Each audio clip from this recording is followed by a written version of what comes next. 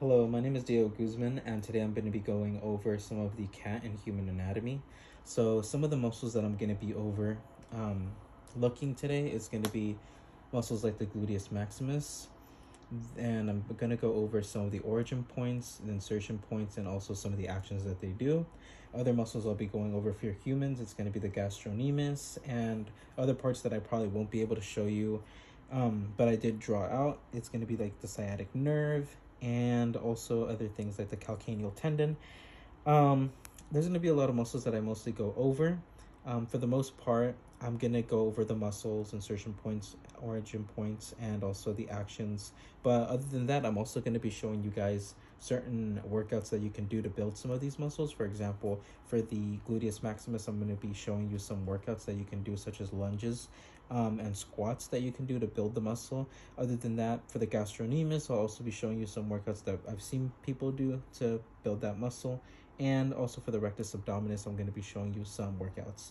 Other than that, I'll be going over most of the anatomy and just the functions of these muscles. And apart from that, that's what we'll be going over. Unfortunately for cats, I can't really show everything for the anatomy of the muscle for cats, just because they're a little bit more difficult to see on picture, but I tried to draw it out in a very easy way so most people will be able to tell what muscle is where.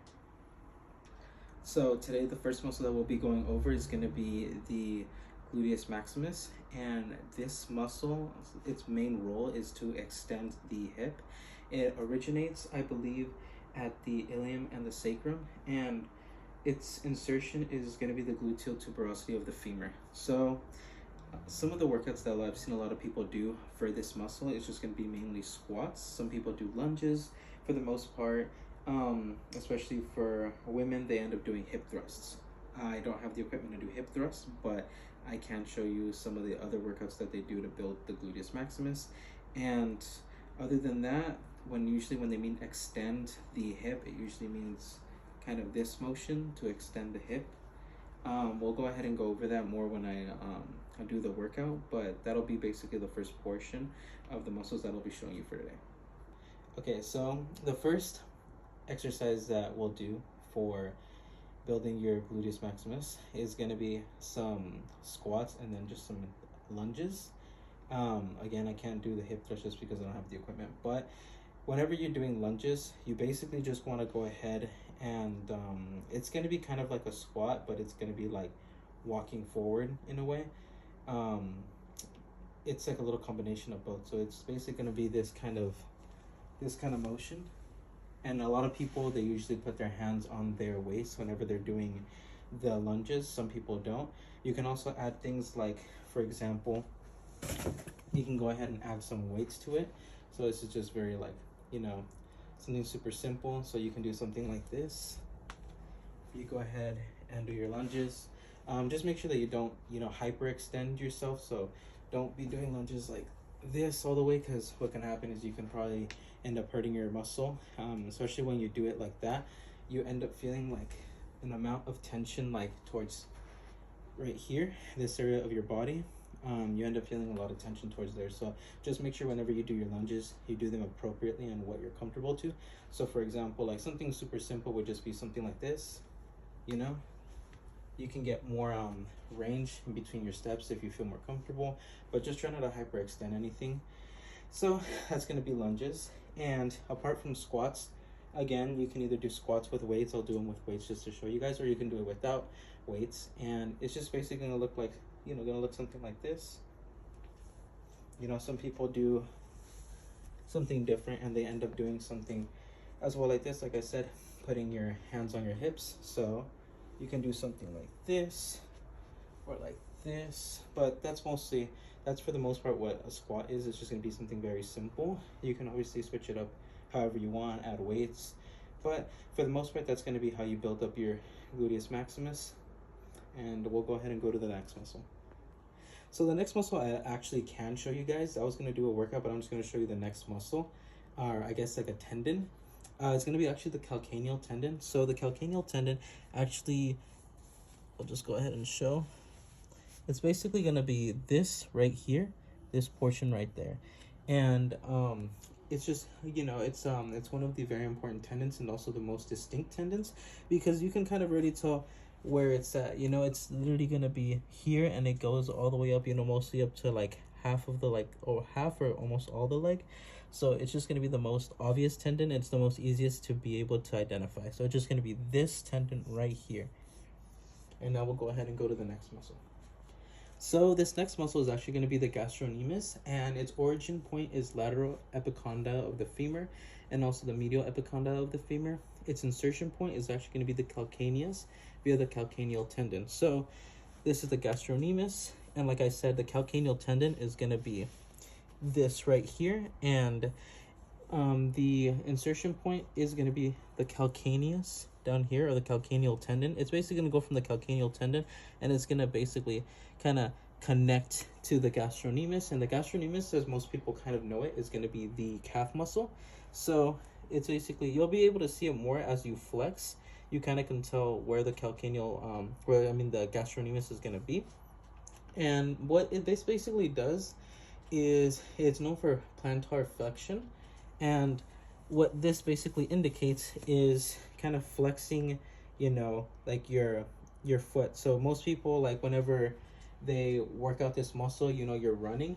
Other people actually specifically target this muscle by doing things like, for example, grabbing some weights, and a lot of people will, let's say, like do this, like half raises. So they'll do the weights, they'll hold the weights, and they'll just go on their tippy toes like this, and they'll basically try to work out those, those calf muscles, which targets the gastrocnemius. But apart from that, that's basically what the gastrocnemius does. It's known for plantar flexion. So, like I said, whenever you're flexing, it basically it helps out with this portion of your body to do that function, which is plantar flexion. Now, the other muscle, which is going to be something super simple that I talk about, is going to be the rectus abdominis. It's just going to be your upper portion right here on your stomach. And apart from that, we're going to go ahead and do a workout for this just to show how to build your rectus abdominis. So the next muscle I'm going to be going over is going to be the rectus abdominis, which is just going to be this portion here. And basically what this muscle does is it compresses and also it flexes the trunk. And one way to work out this muscle is going to be basically whenever you do sit-ups or crunches. Right now I'm going to do a little bit of both, so I'll do some crunches and some sit-ups, which will help build the rectus abdominis and strengthen it. But most of the time you're just going to be, in a way, I guess you're going to be tightening your core, and you're going to be building your core whenever you do this muscle. So for example, this is one workout you can do, which is going to be like a form of sit-ups or crunches.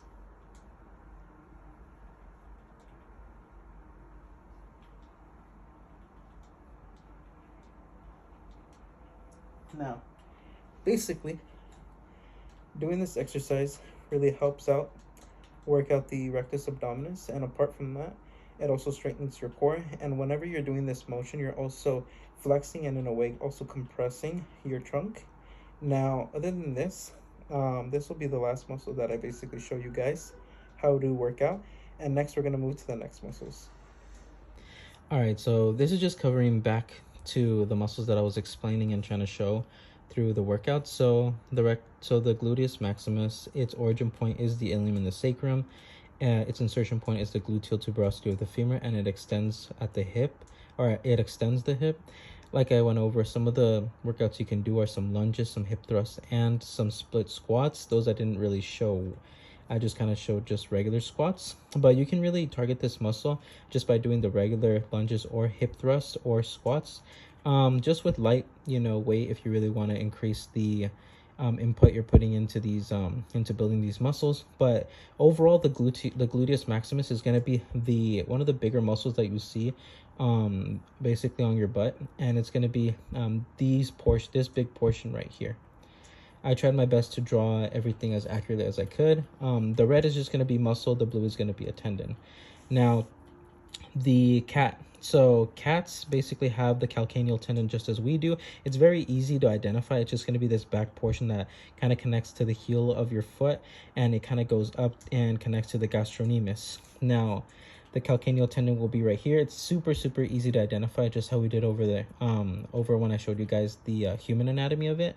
And we have the gastrocnemius, which is going to be this portion. So the gastrocnemius is actually going to be kind of like the outer layer of this muscle. So that's why I drew kind of like an incision, because right here is where you would basically see all the tiny little fibers and strands of muscle that are under the gastrocnemius, more deep to the gastrocnemius. But the gastrocnemius is going to be more of the outer portion of the muscle. It's going to be kind of like the main chunk that you see. So that's going to be the gastrocnemius of the cat. And you can kind of see it easily right here on the calf. This is going to be the gastrocnemius right there. And it's just going to be the same insertion points on the cat as it is a human. So it's going to be lateral epicondyl of the femur, medial epicondyle of the femur, calcaneal via the calcaneal tendon is going to be the insertion. And of course you have the action, which is going to be plantar flexion, which I showed earlier.